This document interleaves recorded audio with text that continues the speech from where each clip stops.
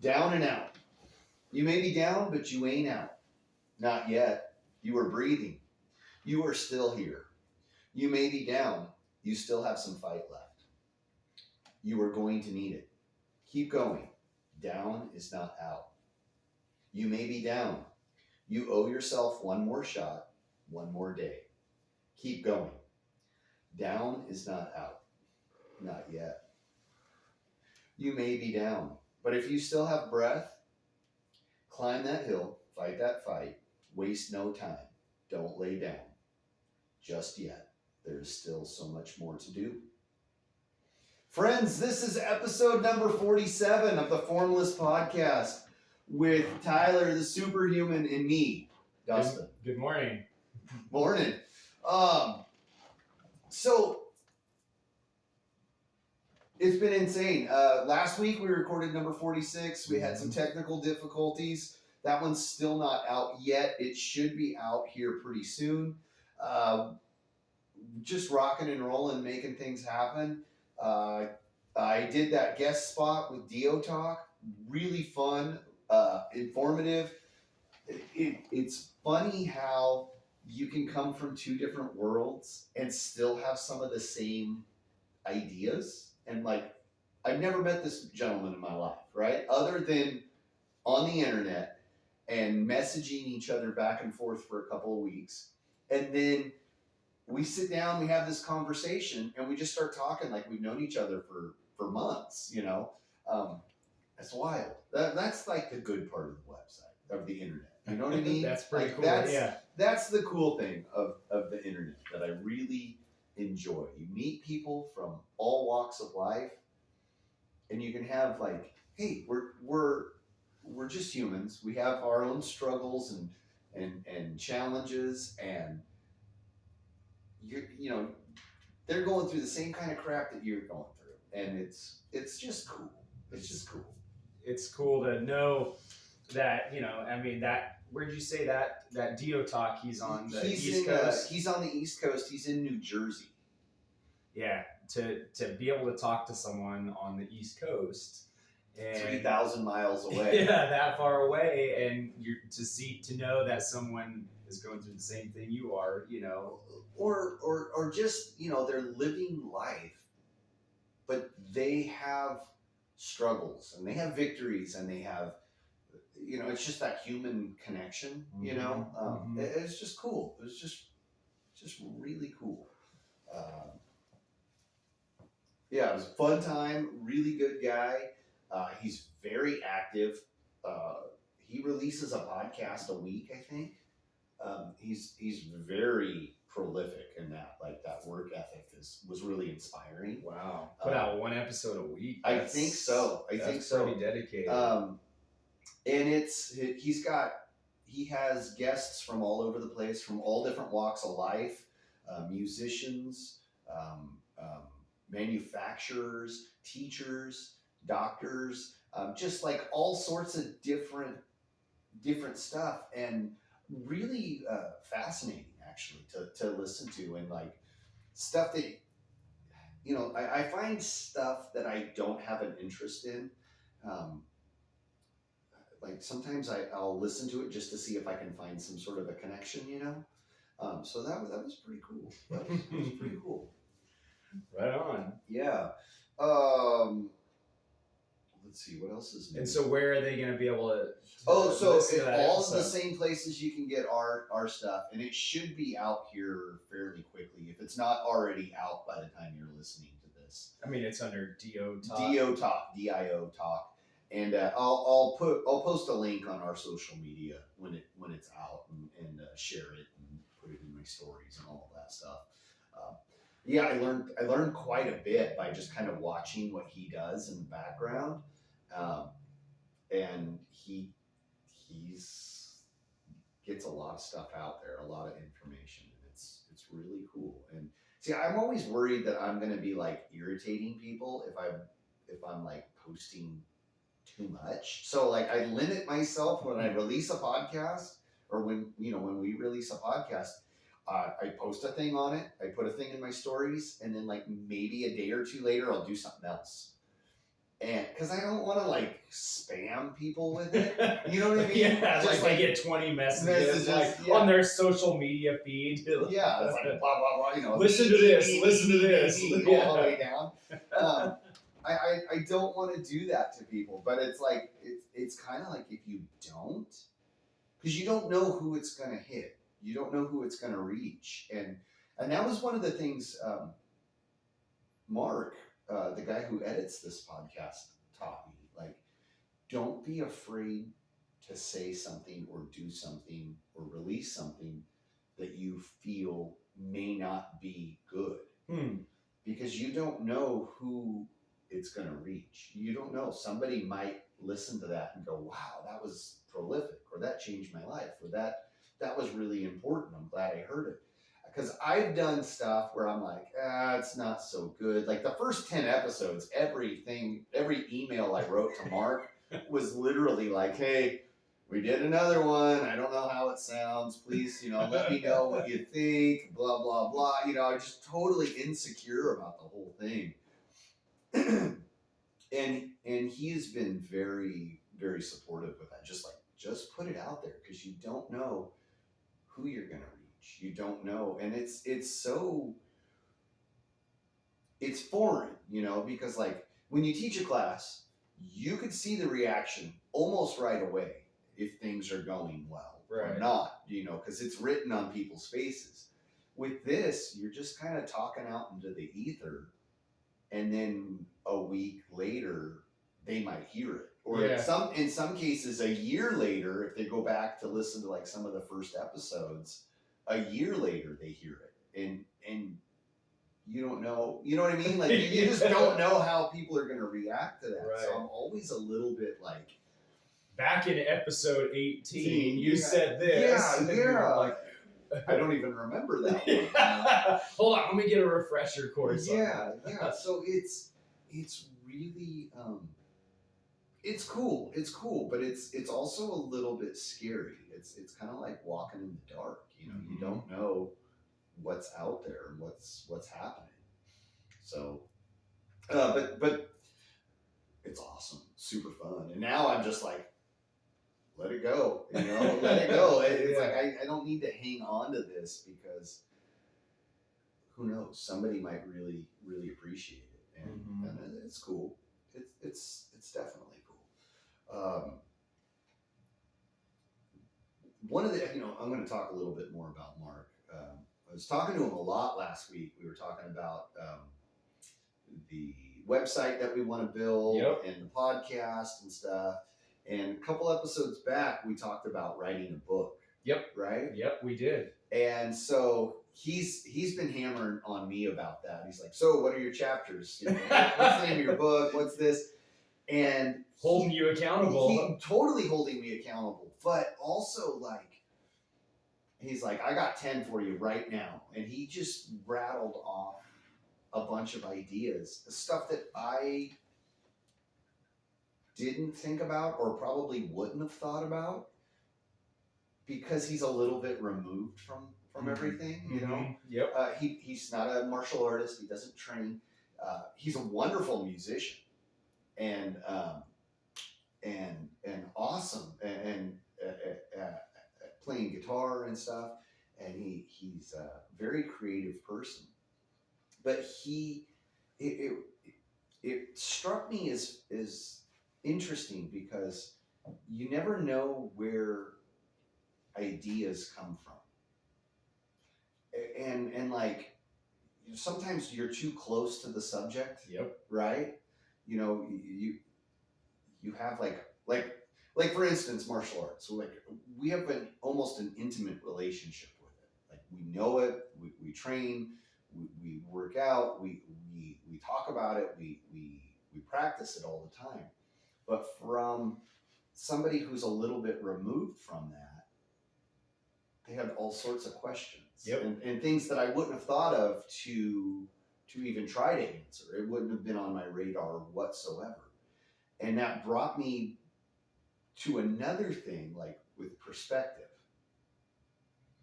Sometimes you're dealing with like a problem. Like I have problems all the time. I have problems at work. I have problems at home. I've got problems everywhere. Just Who like, wants a perfect life? Yeah, just like everyone else. We Yeah. all have problems. And in my case, when I have a problem, it's really hard to look around the issue.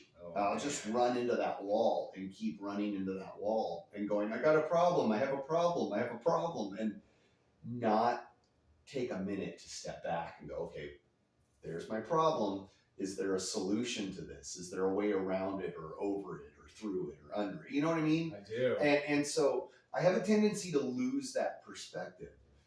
And in talking to Mark last week and him asking questions about martial arts, that I was like, that's not a given, but like, I don't think about that because I'm in it. I do it all the time. So I just assumed that everyone knows these answers. Yeah, right. Not to say that's the case. It's not the case. But it just made me open my eyes a little bit and go, hey, there's another perspective here that I didn't realize because I'm so caught up in my own quagmire. Like I'm so in the middle of all of this that I didn't have a chance to look at it from a different angle or a different perspective. And that's all about, like, martial arts is all about looking at things from different perspectives or different angles. And it was just a good reminder of how much more I got to learn. Right? Okay. There's a lot more to it than just having, just practicing isn't enough. Just training isn't enough. Sometimes we have to look at things from a different angle. It's like, why do we do it this way?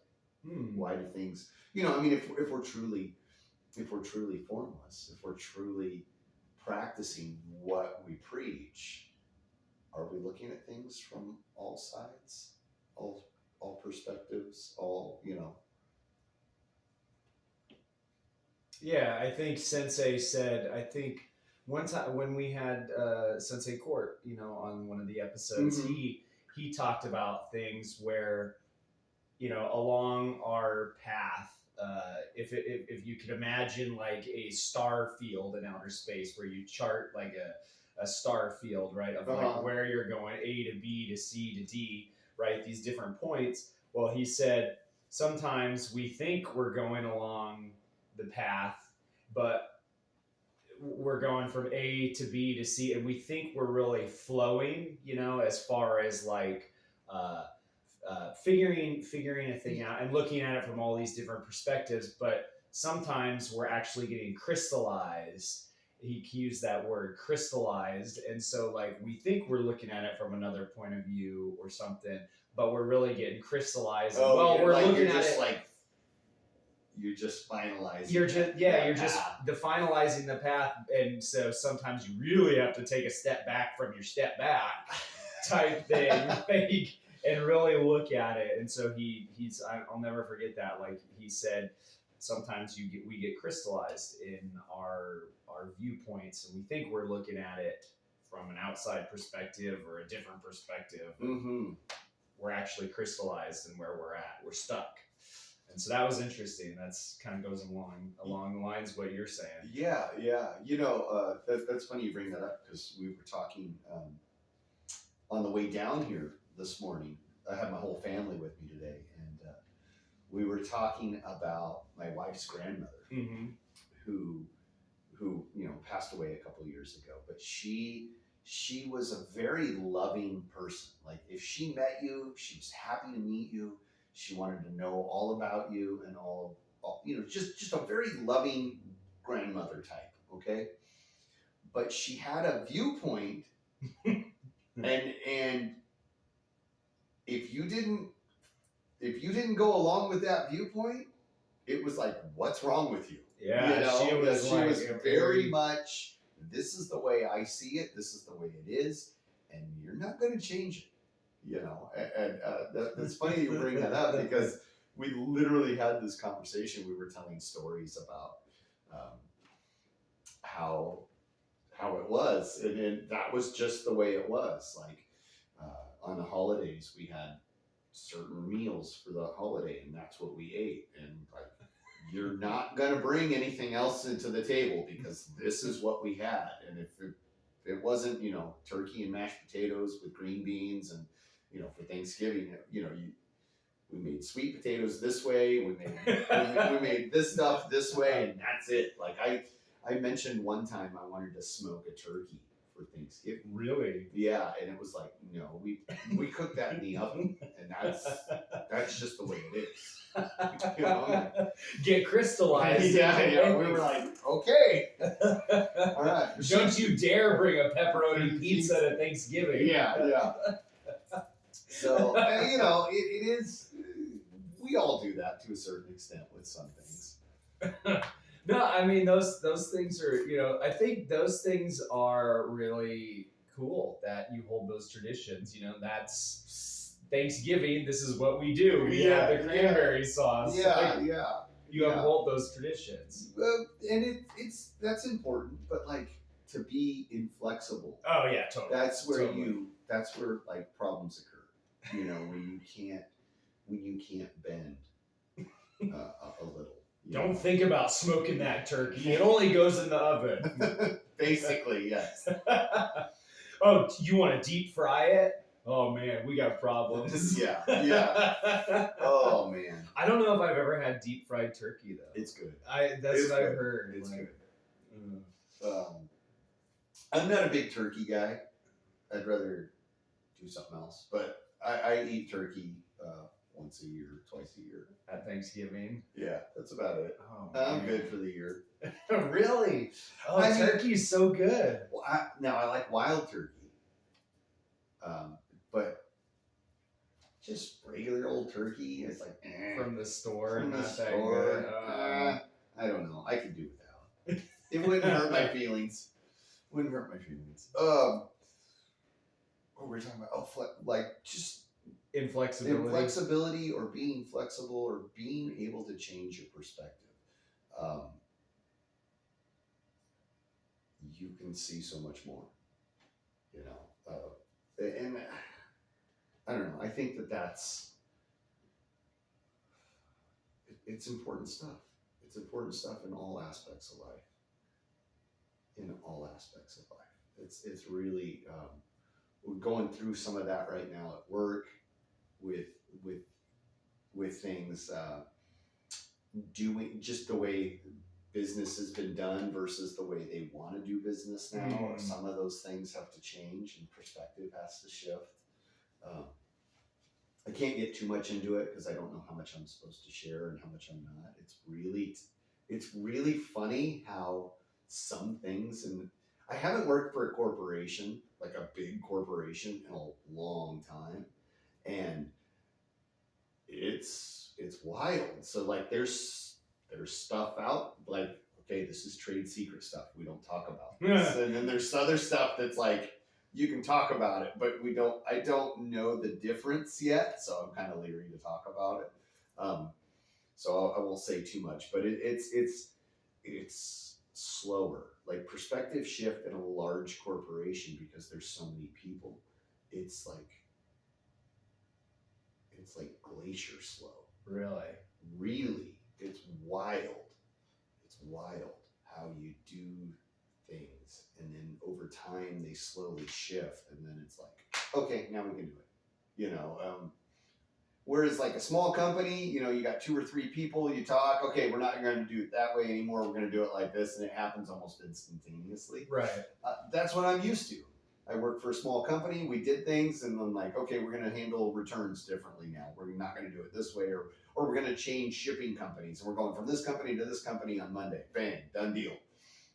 With a corporation like that, with thousands of people that potentially work for you, it's like, send out mass emails, send out phone, you have like phone meetings, you have in-person meetings, you have a letter going out, it's like all of these steps to make simple changes. It's so wild. But it's the interesting thing about it is it's very much it's a human thing. Like you know, I don't know about you, but like you meet people and you're like, oh well, this guy's problem is he drinks too much, Yeah, right, or he eats too much, or he doesn't exercise, or you know, all he needs to do is like smile more and communicate a little bit, and you know, his life could change 180 degrees. Um, it's easy to look at somebody else's problems and go, oh, well, that guy's got this, you know, versus not me. not me, yeah. Yeah. And to look at yourself, that inward perspective is hard, and there's a dynamic there that I think like companies have that are very similar to that. Oh, that they can't look. They can look at other companies. They can look at other companies or look at outside problems, but very rarely can they look at the inside stuff, you know? But it's human relations. So it's like no, yeah, you had a good point. It's like self-reflection, right? It's a super simple thing, like to be able to do is to like turn the mirror back on yourself and look at those. Yeah. I mean, in theory, it's super easy, but it's hard to do. In practice, it's very hard to do. Like, do you really want to look at yourself and go, "Oh, well, here's your flaws"? Yeah. Right? You know, like I don't. My first reaction to that is like aversion. Yeah. Right? Yeah. Let's go over here. Yeah. Like, let's not look at that. Do you really want to like beat yourself up? You know, if you have. You know what I mean? Like when you're trying to confront a problem and you're trying to fix your own BS. Yeah, and it's hard. Well, it's uncomfortable. Yeah, and uncomfortable. It's uncomfortable, you know, because what goes on in here doesn't always come out here. No, gosh, no. You know, what goes on inside your head doesn't always come out the same way. Yeah. And that's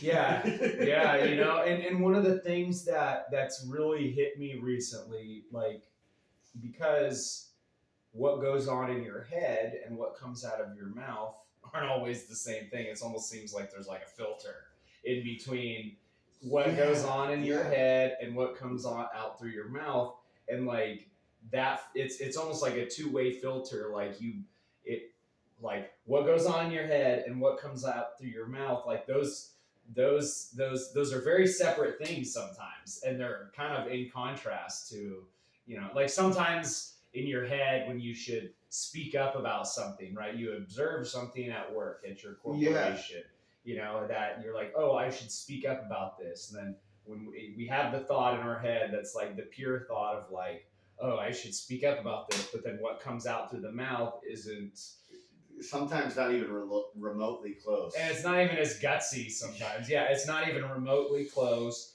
not even as gutsy. Or like the reverse of that, what I'm sometimes guilty of is then like so that would be an example of something like helpful, right? Like, oh, I observed this at my work, like this should be like, we should work on how our schedules are, right? Yeah. You know, like working on like the company scheduling process of when how do our shifts overlap? Let's use that for an example. That's like a good one.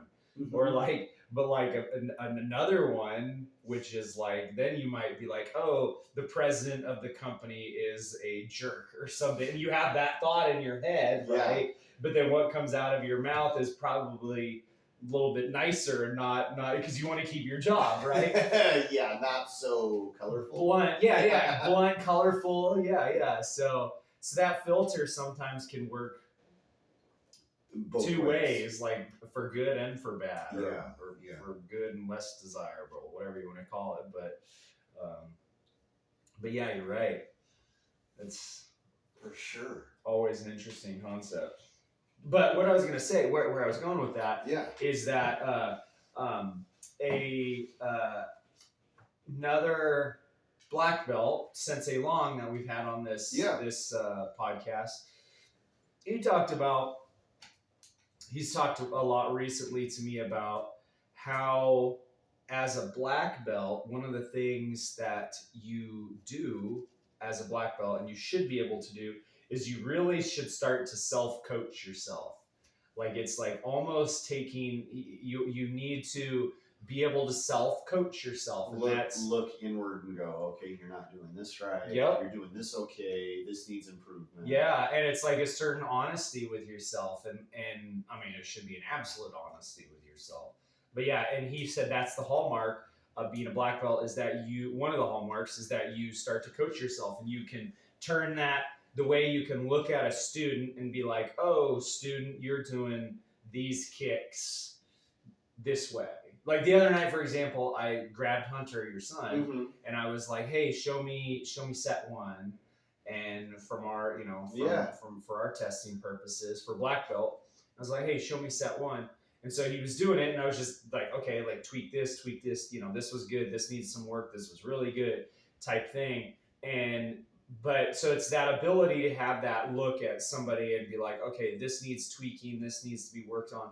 But then to be able to turn that magnifying glass back on yourself. Yeah. That is a challenge. You go, okay. Yeah, well, something for you sure, develop. For sure. Especially when the ego's involved. Oh my God. That hurts. that hurts, right? Like the ego. The ego doesn't like that, I'm sure. No. No, let's turn that magnifying glass over there. Yeah. Let's look over there. Or how about over here? Like, not this way. Not at me. Yeah, that's interesting you brought up Hunter and Joe. Both of those guys are getting ready to test for the black belt. And this afternoon, I'm going to do a little work with both of them. So we'll in preparation. Get prepped. Yeah, get a little prep work in. And I haven't been sparring in a while, so it'd be fun. I've been sparring with students, mainly children. So I haven't gotten on the mat with a couple, with an adult in a while. So it'll be fun. That'll be good. Knock some rust off here.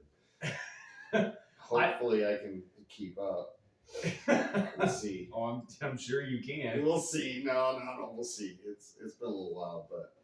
Well, it's good. It's good for them, like that you're working with them, because they're in that they're in that last leg of the journey, because you never get to go back to being a non-black belt after you get your first black belt. You can never go back. Like I even look back at those times where I was like, I remember getting in our art, a blue belt is, it's the next full colored belt after white belt, right? Yeah. So we have white and then advanced white, which has a purple stripe, and you get to blue, and then advanced blue, then purple.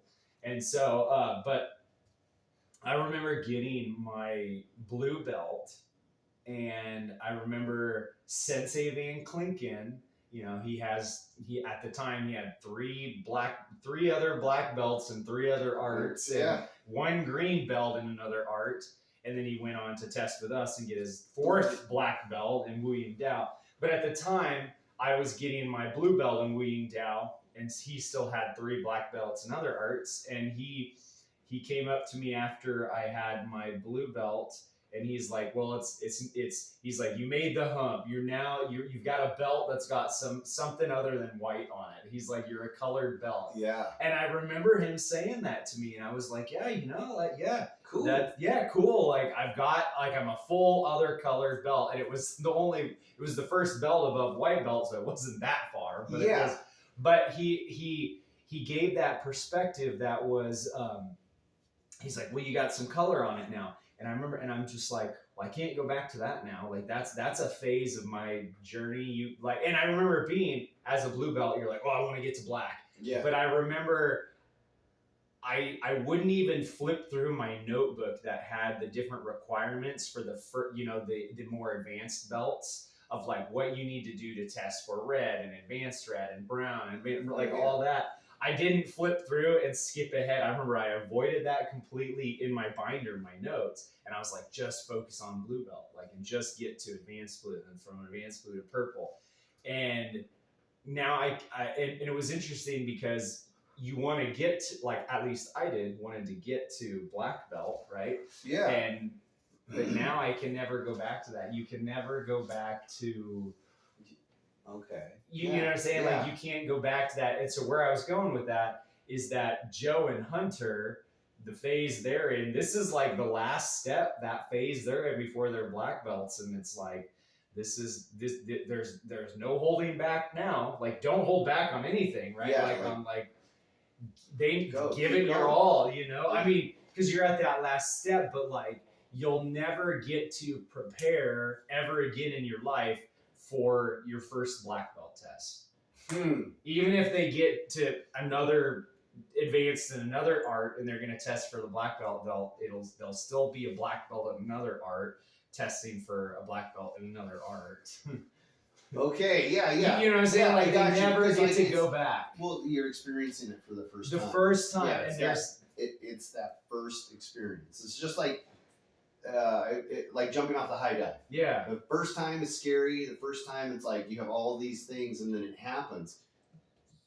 You have to do something else to experience that first time. Yeah, the first time, yeah. I got you. But I was saying how it's cool because you get to work with them, and I remember being in that, 2 years ago, being in that phase where it was like, this is the last step. Like, I've got to go all out right now. Like, what am I holding back for? Like, Yeah. there's like, and every morning I would get up at like 5:30 a.m. or whatever. I got up at 6 and be down here at the dojo with Sensei Van Klinken for 4 days a week. And I remember that whole 6 months, I was like, what am I like, when you're getting out of bed at 5:30 and you're like, oh man, I just want to go to bed. I could sleep for another hour. And then I would be like, but this is my test for my black belt. Like, why am I holding out? Like, yeah. why do I want to sleep in today? Like, this is it. Like, what is there to hold back for? Very good. Very good. Like, there's no holding back now. Like, what am I holding out for? It's like you have the fine china dishes at your house. Like, when do you break those, or not break? When do you take those things out and actually use them? Yeah. Like, if you're not going to take them out on Christmas or Thanksgiving or Easter or somebody's birthday, when the heck do you take them out? They just sit and collect dust. They just sit and they're super nice and they're in a cabinet and they collect dust. That's a good point. That's a real good point. Break out the fine china more. Break out the fine china more, like when do you actually do that? It's like we always hold back and I'm saving this. Yeah, I'm saving it. Well, it depends on what we're saving here. Right? Yeah. Save some money. Save some money. Are you saving something that's gonna rust the more you save it? Like, you hide it out. I hang on to things. It's weird. That's a good point. That's a real good point. I need to let go of some stuff. That's a challenge for me. Is it? Oh yeah, you're just like, what am I saving this for? Like, you save that last ice cream bar or whatever in your freezer. You're like, what am I saving this for? Saturday night, like, eat the ice cream bar. Eat the ice cream bar. Oh, I'm gonna watch a great movie. Well, there's only one ice cream bar left. Well, better get it out. But it's like, we want to. I don't know. That's an interesting concept. Yeah. I mean, I suppose if it's for a specific purpose, you would save it. But if it's just there, like, well, what are you doing with it? Yeah. Like, what is the result for saving it? Like, what do you, something you only bring out once or twice a year for a special occasion? Okay. That's like an honored thing, tradition or whatever. That makes sense. But if you're like hanging on to something and just saving it for one day, like someday that's not here yet, like, is it a specific day? Like, am I saving something for a retirement day, or like, you know what I mean? Like, what is that? That's interesting. Bruce Lee, and it kind of goes in line with what Bruce Lee said in the Tao of Jeet Kune Do. He said, when you train at full. It's not full. He said, train at full efforts or something. You should always give everything you've got in training, because like then when it really counts and you really have to use your training, let's say in this case martial arts, in a self-defense situation, you have to pull out those fancy moves or those tools. Those tools. If you don't train in the dojo at full effort, well, all of a sudden you're gonna in the moment like ramp it up and like tweak it, turn it up. Like, oh, I trained for 90% effort in the dojo. Now I've got to go 100. Like that last 10% is like huge. Yeah, and it's huge. And and so that kind of goes in line with what I was saying. Why are we holding back, and when are we holding back, and for what reason? Like, I challenged myself on that recently. Oh, really? Yeah, just like with the movie stuff. Just movie stuff, career. Like, what are we holding back for? Yeah, because especially when you become more aware of we're all a day older every day. We're all getting older, and then you reach things are happening, and you can only put it off for so long. Yeah, and you reach a certain point in your life, and you're like, what am I holding out on XYZ? Why? You talk to those people that are always saying, I'm gonna write a book, I'm gonna make a movie, I'm gonna build a house, I'm gonna start a business, Well, everybody has plans. Everyone has plans, but when you pull the trigger on that stuff, and go, and just say, oh, it's now or never. Now or never. Yeah, I was reading something about cancer patients recently, where a lot of people that are cancer survivors will say something to the effect of, it was the best thing that ever happened to them after the fact, after they're in remission. Not that they would want to go through it again, but it made them realize that there's things that I need to do that I haven't got to do yet, or that I wanted to do. And it's almost like I've gotten this second chance, so I need to go do all of these things. I was always putting stuff off for someday. Someday I'll do this. Someday I'll do this. And then they had this epiphany through having cancer of oh, whoa, this could end. This ride could stop, and there's stuff I want to do. So I'm going to go do them now because I just got this second chance kind of thing. And that was really, really inspiring. Oh, wow, okay, who knows when my ticket's punched, I better start working on some stuff. I've spent 43 years on this earth just kicking rocks, and now let's figure some things out here, Yeah. So I've been writing goal lists and crossing stuff off, and we talked a couple weeks ago, what are we doing here? What's our goals? And we started kind of brainstorming a little bit, and I'm like, all right, so I've got a list of things that I'm writing down and written down, and I'm slowly crossing them off and checking them off the list. And it's funny because now I'm there's a handful of points where I'm okay, this needs to get done and this needs to get done. I've got 3 or 4 things that have to get done, but they're waiting on one thing. Right. And I'm right. So I gotta wait, I gotta do this, and it's cool, but it's at least I'm progressing. I've made some steps, I've made some movement on it, as opposed to before just kind of sitting back and being yeah, this is cool. One day I'll do this. One day I'll do that. Now I'm okay, I got a list down, and if I don't cross something off that list every week, I kind of get a little bogged down. Well, no, I just kind of go, okay, what did you do today? Right. What did you do this week? And you still got a little time left here, so let's make something happen. So it's good to have. I carry this thing with me everywhere, this notebook or notepad, and write stuff down in it all the time. I've got a handful of pages written down. I've got some paperwork in the back I got to turn into the county, and lists of stuff to do. Yeah. So important stuff. But it's I think it's important to have goals, but I think that's what everyone says. It's important to have a goal, work towards your goal. But what people don't talk about a lot is how to chip away at that, right? Or how to make progress on that goal.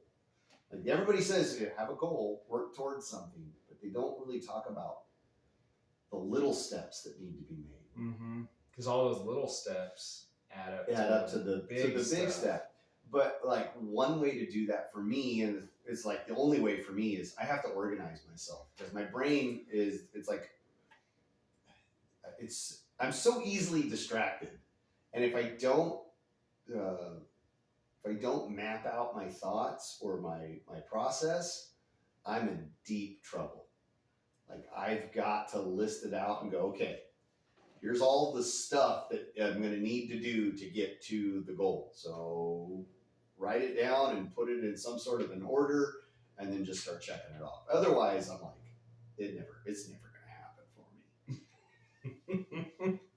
Right. And like I'm realizing it now at 43 that like to have a dream is cool, to have a goal is awesome, but like if you don't organize that, if you don't list that out some way, somehow, in some sort of a plan, I'm never going to do it. Like just having the thought of like, oh, I want to be an astronaut, or whatever, take your pick, without having some sort of list or organization, plan, without a plan, fail to plan to fail. If you fail to plan, or if you fail to plan, that's a plan to fail. Yeah, no, I know, and those little steps, and I really break it down. When I start a new venture or start something new in my life, I always say okay, what's the first little step? What do you do? What's the first thing you have to do? And I was like, 2 weeks ago, or last week or 2 weeks ago, I was like, I've got to renew my passport. And I was like, I go online and I see this whole list of this is what you got to do to renew your passport. And you're gonna have blah blah blah and do this, and you got to take your picture and do. And it was kind of overwhelming at first. I've got to get all this stuff together, and then I was like, okay, just take it one little step at a time. Like the first thing, okay, do you have your driver's license? Okay, you're good. Do you have your new passport photo? No. Okay, where can I do that? And it was just breaking down each little step, as opposed to looking at the whole thing. And I was just oh my gosh, overwhelmed. Yeah. You're gonna build a house, you gotta just start at the very foundation. Right. Yeah. One nail at a time, or one screw at a time. So do you think did you learn that from your parents, or do you think that was instilled from the Army, or? One little step at a time. Yeah, because I've always because you've always you were the driving factor behind getting this started, the podcast. Yeah. But you are also really motivational for testing for a black belt. You were we took almost every single test together. I don't know if you realize that. Quite a few of them. The vast majority of them, you and I tested either at the same time or a couple of weeks apart. Mm-hmm. And I would say probably 75% of each other's tests we were at, either participating as a testee or as a helper with each other. And and you were very much okay, when are we going to test for this? When are we going to do this? Let's work on, I need work on this, and I think you need work on that. You were very much in the planning stages of every step of the way. And I always just assumed it was because you were in the Army. Definitely part of it. I think it came from the military. Yeah. It's the planning of something. You're going to execute a mission. You have to plan it out. Plan it out. Yeah. You can't just wake up and be oh, we're going. Which is how I've lived my whole life. Oh, this looks interesting. Let's go check this out. Just very much chaos. My whole life has always been just aimless. I've had goals and things like that, and occasionally I would get them. I've worked towards stuff, but the that was a very small aspect of my life. Everything else, I'm just kind of like, what am I going to do today? Yeah. Let's see where the wind takes us, you know? So that was always kind of interesting to me. It's like, how did that come about for you? I would definitely say it's almost like you've got to have. Well, for us with Wooing Dao, I think one of the things that really helped is that we had a path laid out for us that said this is what you need to do to advance. We kind of had like this. There's the path that way. Like if you want to go to black belt, there like and then here's these stops you got to get there. And so I think having the stops, meaning your other belts that you have to test for. And I think that really helped because it was like, this is the path, it was kind of like a guidepost. Or your map. Yeah. And so, Wooing down no form way. So it was the general direction of what to do and where to go. So I think that having that structure, that massively helped out. Versus like something more nebulous, like say starting a business. You could probably find some of these like 7 steps online, how to create a business, but it's always like you. So let me back up. So having that path, that structure of like, okay, this is like you're driving down to Southern California. Okay, so we find the map and we've got the roads and this is where we're going to stop and eat and go to the bathroom and we're going to fuel up here. And you've got like a path and you can see it. And so like that in martial arts, we had that similar thing. We had a path you could plan it out. But I think at some point then you've also got to have that develop within yourself, that get up and go. Yeah. That get up and go that says, okay, like we're just gonna do this and we're gonna take that first step. Like just knowing the path is out there, that it's like you were saying, makes it a little easier. Makes it easier. What were you saying? You can lead a horse to water. You can't make a drink. You can't make them drink type thing. Yeah. Like they've got to take a step too. Yeah. But like it's a little bit easier knowing there's a path there and you just kind of have to fill in the blanks. Yeah. And those blanks, I think I'm no expert on this, but those blanks are like, those are kind of like the unknowns, like your own personal, like, you've got these waypoints to get from A to B to like connect the dots, A to B to C, but sometimes those waypoints A to B, like there might be 5 different ways from A to B, For sure. And it's some of that is that self-discovery where, and just being willing to slip and fall on some things, be like, well, this path A to waypoint 2 didn't work, so let's take path B to waypoint 2, Yeah. That's cool. That's cool. So, but that came from the Army, you think, or was that some of that already instilled in you? I think it joined.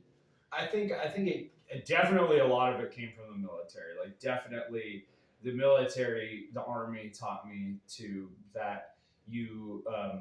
What's one saying? They said they're not problems; they're opportunities to overcome. You don't have problems; it's just an opportunity to overcome. And so, being able to know, like, okay, I've got to accomplish this mission. Like, okay, there's a block, an obstacle in front of me. Like, I've either got to go over it, under it, around it, through it. Yeah, there's an opportunity to try. And just like and not just go like, oh, I quit. Oh, I hit a dead brick wall. Like, I can't move forward. Like, that's just giving up. Yeah. And so I think it's just developing that in the littlest ways every day. Is how do I overcome this little obstacle and just not give up? I struggle with that every day, every week, every month, every year of like, oh, now this has become a little hard to do this. Like maybe I should just give up. But it's like, no, there might be another way around. There might be. Yeah. But I think that can be developed in everyone. Oh, for sure. But it's just like when we would train together a lot, you were always like, hey, let's do one more. Let's do one more rep. Let's do it left side. Let's do it right side. Let's do it backwards. You know, like really instilled it, and it was good for me because I'd be like, oh, I'm good, I'm done, I did it, I'm done. Yeah, move on to the next thing, and you're like, no, we got to make sure that this is concrete. Like we know this backwards, forwards, and inside out. And it was really inspiring, and it kind of changed my attitude towards how we did those things. That's cool. It was really cool to have that there for me personally. But I'd always just assumed that it was like, oh well, Tyler's the military guy, and this is the way we do it, you know, and so. Maybe definitely a lot of it was the Army and the military. I think when you do things forwards, backwards, upside down, inside out, like you do it all like that, I think it removes ultimately. There's lots of things it does, but it removes like your ability to say for an excuse later on, like oh, I didn't know that. Yeah, I didn't know. And like when you go to test, if you know you've done something forwards, backwards, sideways, upside down, inside out, you're just like, okay, like I know this. Yeah. Like, it removes any and all doubt that you could place on yourself. And it just becomes a formality at that point. Yeah, and it just becomes a formality. And I think there's just a sense when you practice something and you do it so much and you just do it that you're like, I've got this. Well, just the preparation. You can't beat that. We talked about that with Sensei Long. Yeah, the preparation, but also like the fact that like there's no thought process. No thought process. It just happens. It just happens. It's just like blinking your eyes or breathing. It just is automatic reaction. It just boom. Boom. There was one scene that I had to do a specific thing in my film that I had to get. I knew how this specific scene was going to be filmed, and I had to take a certain number of steps for this thing to happen. I had to step up from a chair and then take a bunch of steps and then stop and have something happen. And I practiced that for the movie. I practiced it for hours. Really? On hours just for that one thing. I was like, this part is like, this is going to make or break the finale of the film, like when it happens. And I practiced it and practiced it and practiced it on my own just for hours on end. And I was like, I've got this thing. And it was me, as my character in the movie, stepping out of a pew in a church and taking several steps and then stopping. And I can't remember how many steps it was now. It was 5 or 6. I think it was 6, but I had it down at the time. And so then on the day of filming, when the day of filming came around, we were behind schedule, rushing, low on crew. And so like, I just could see ahead that might be an issue. And so then, I mean, I'm talking like a month and a half ahead of time, I knew that might be an issue. And so I practiced on my own. And when that day arrived and we were behind schedule and low on crew and tired and everything, I was like, boom, I've got this, man. I told the director, my friend Luke, I was like, dude, let's do it. I got it. Like, we're going to knock this out. I was like, and there was just a certain confidence that came from being like, I had practiced. Yeah. And then we would do it and we'd get a good take. And then I would be like, let's do it again. I got this, man. Like, I got this. How many times do you want to do it? Yeah, how many times? I have all day. I have practiced for this. And they were just like, my gosh, like, you want to keep doing this. And I was like, I practiced for this moment. This is going to make or break the finale. Like, this, I've got this. And I think that all that preparation ahead of time, in the same way, like when you're talking about, like when we were testing for our black belt and doing it front, back, sideways, inside out, upside down, all that, you know that you've put in the time, and there's just a certain confidence that comes from that. Yeah, I 100%. I could not agree more. That, and it was like it's like, and then coming from that certain level of confidence is the small little steps that we said, okay, well, let's take this small little step after class and work this drill. You know, like we'd get done with martial arts class and be like, oh, let's just do this. Let's do 5 minutes of set one, or 5 minutes of this certain type of punch or this certain type of kick, and just doing it as those little steps instead of like, oh, I've got to spend all day on my Sunday like working on this stuff. It's like, yeah, that'll help you too. But those 10 minutes after class, they all add up. all add up. Those 10 minutes after five, you know, a bunch of different classes. It's like, it's just those little steps, man. For sure. You know this. No, but it's cool to it's cool to put that into perspective. Yeah. To really, and to bring it to the forefront. Like, yeah. Because otherwise, plan to fail, fail to plan. That's so good. Or fail to plan, plan to fail. Fail to plan, plan to fail. Yeah, I totally butchered that. But anyway, we hit an hour. Yeah. Awesome. Cool. Hey, friends, thank you very much for joining us today. I hope you enjoyed it as much as we did. Check us out. We'll have a website up soon here. Probably, I don't know. I don't want to put a timeline on it, but soonish. Okay, soonish. That is in the works. We have it on the goal. We're gonna make that happen. We still have all of our social media, Facebook group, the Formless Podcast. It is a public group. You're more than welcome to join and see what we got going on there. The Instagram page, the Formless Podcast. We are there. You can email us at theformlesspod@gmail.com. And then also we are on Twitter at formless_the. It's a long story, but we are not marital artists. We are martial artists. And we're having a good time.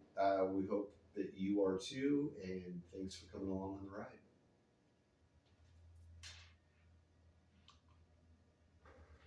Boom. Boom. Good. Yeah. That was awesome. That was. I didn't mean at the end.